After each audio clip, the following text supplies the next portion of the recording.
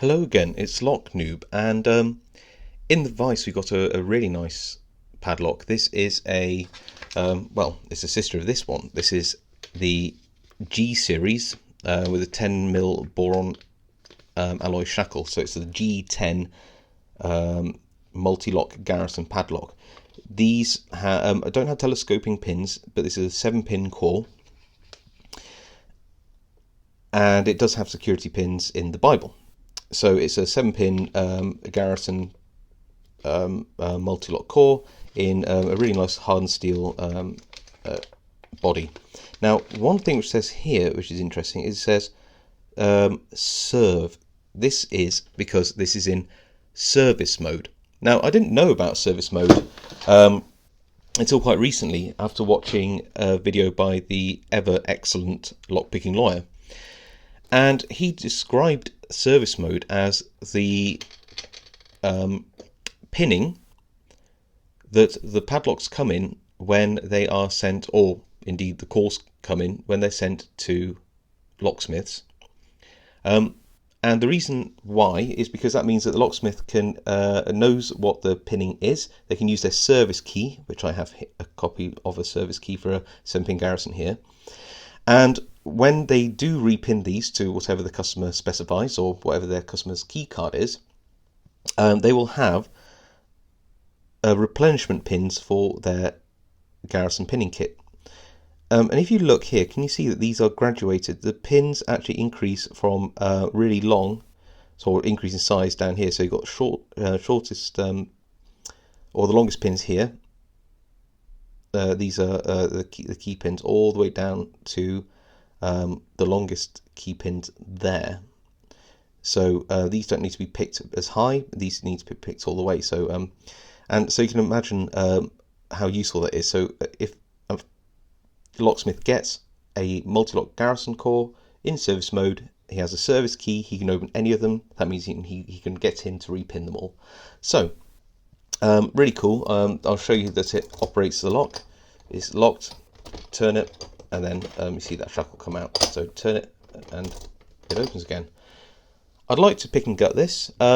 Just because it is in service mode doesn't mean it's an easy pick. There's still security pins in here, as far as I know.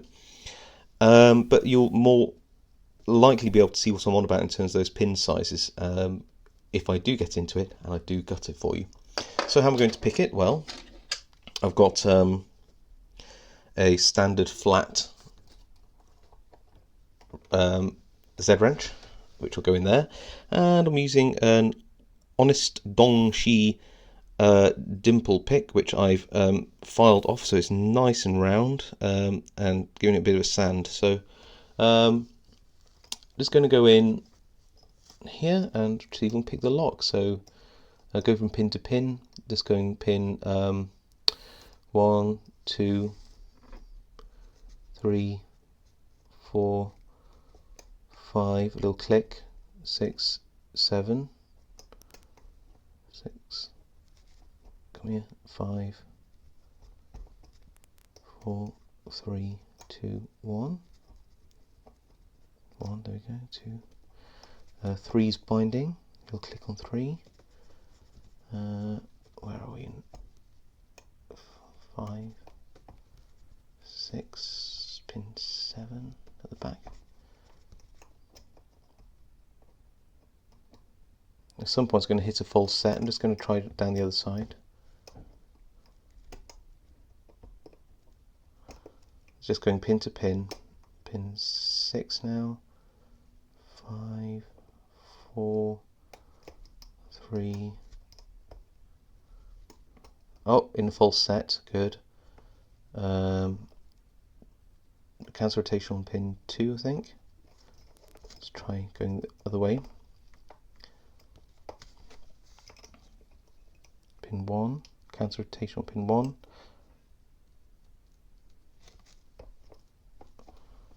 pin 2, pin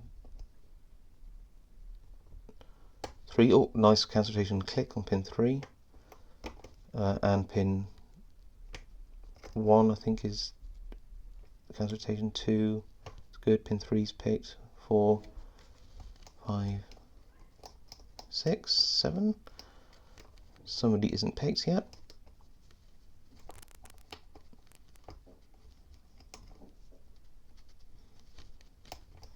That's one. Oh, not too hard on it. One, two. Oh, lost a full set. Back to there. Back to the full set. Pin 3, I think, and we're open. There we go. Oh, that was a bit harder than I thought, but there we go. We picked it relatively quickly. Now, what I might do is use the key to gut this, so it's a bit easier. You can see it's all picked. I open the back up. Let's open the vise and get rid of the clamp, so you can see it's all fully picked. There we go. And I'll just lock it back up. There we go.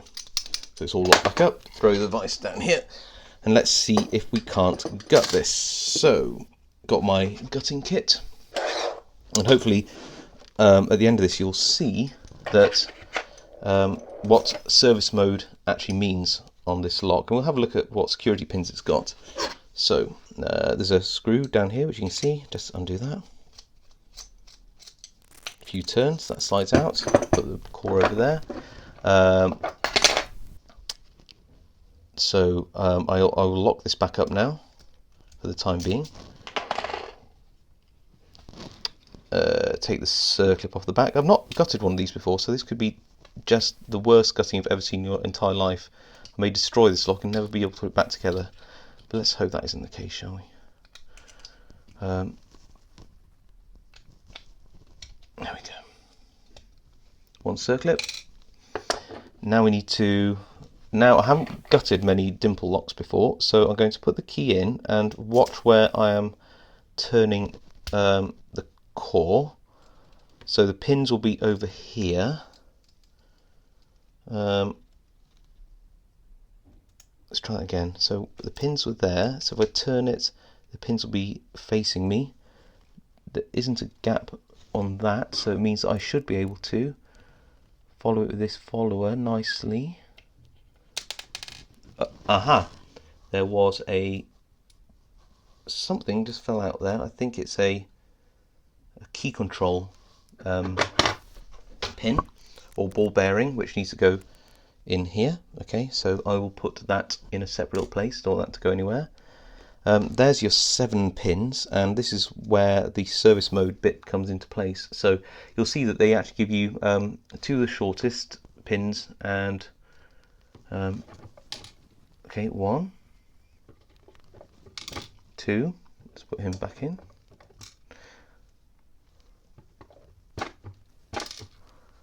3, 4, they're getting longer, 5,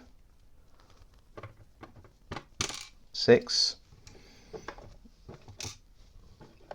and 7.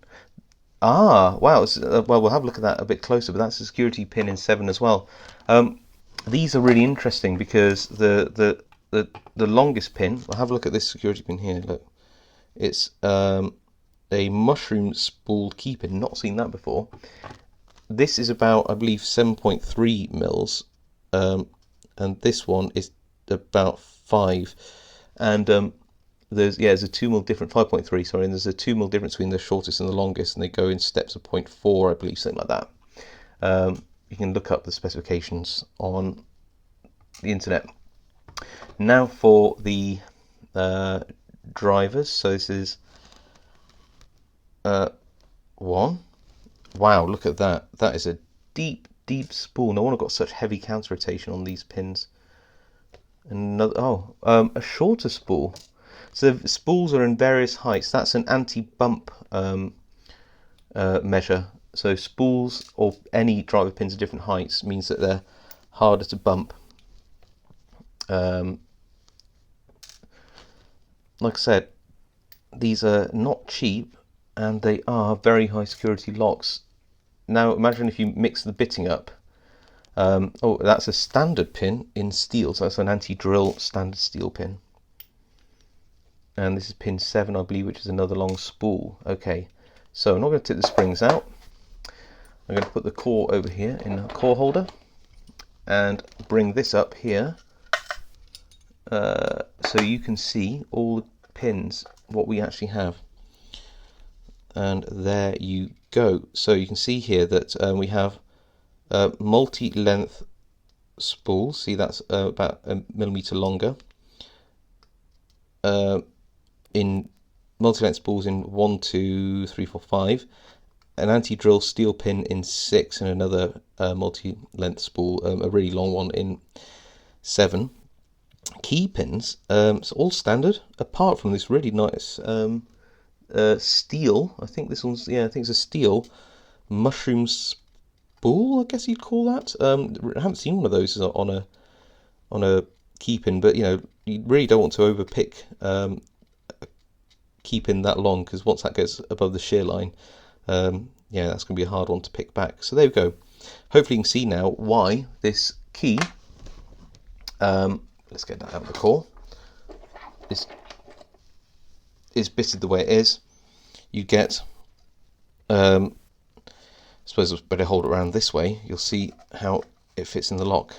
But you can see that the longest key pin goes here, then it decreases by 0.4 of a mil all the way down to the last pin height, and you'll see that you get 2 of the shortest pins. So there you go.